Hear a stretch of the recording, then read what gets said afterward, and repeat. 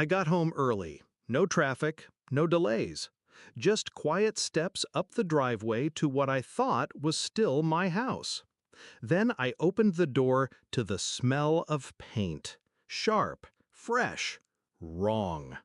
Upstairs, in my master bedroom, rollers moved across the walls. My brother's wife smiled at me like she owned the place. "We're renovating it before moving in." My brother nodded. My parents laughed. And that was the moment the floor beneath my life cracked. Backstory. That house wasn't just walls and bricks. It was the last thing my grandparents left me. A title deed with my name on it. No co-owners, no strings. My sanctuary, my safety. I had trusted them, my family, to respect that, to respect me.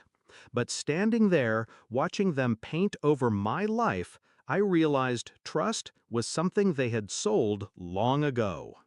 Discovery of betrayal. The signs had been there, faint brushstrokes of betrayal I hadn't seen. My mother pushing me to spend more time at work. My father joking about how much space I wasted. My brother showing up uninvited, measuring walls with his eyes. And now, the bold truth. They never saw me as the owner, just a placeholder. They wanted me gone, but I wasn't leaving. Shift in mindset. I didn't scream, I didn't argue, I didn't demand they put down the rollers. I simply said, "Interesting," and walked back out. That night, I spread the deed across my table.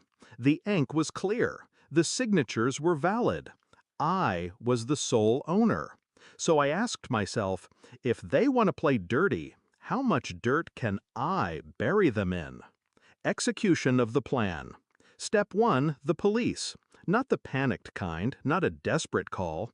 A calm, documented report of trespassing and unlawful property damage. Photos of the wet paint. Names of every person present. Step 2, the locks. Changed overnight. Receipts kept. Anyone who tried to enter would trip the security system I installed the next morning. Step 3, the paper trail. My lawyer filed an injunction against unauthorized occupancy. Every legal nail hammered quietly, while they still laughed in the comfort of their stolen space. Climax. The next morning the phone rang. My mother's voice was shrill, cutting through the line. "Why did the police come to us? Why did you tell them we were trespassing?" I let the silence drag, the way I always do before a clean strike. "Because you were," I said, my tone flat, final. She sputtered, "We're your family." "No," I corrected, "you're squatters, and squatters get removed."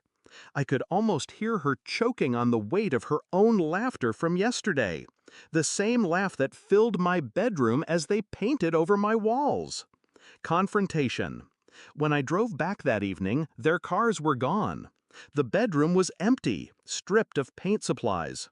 The walls still smelled of betrayal, but they were mine again.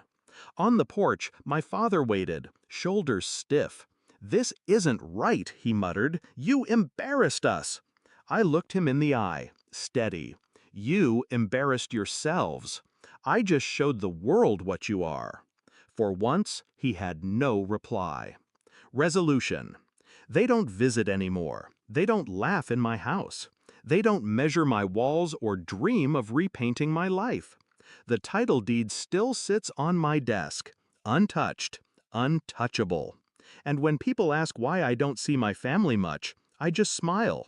Because family doesn't drag rollers through your bedroom. Family doesn't laugh while they erase you. And family doesn't regret underestimating you until the police knock on their door. They thought I was weak, disposable. Now they know better. I don't shout, I don't beg. I document, I expose, and I win.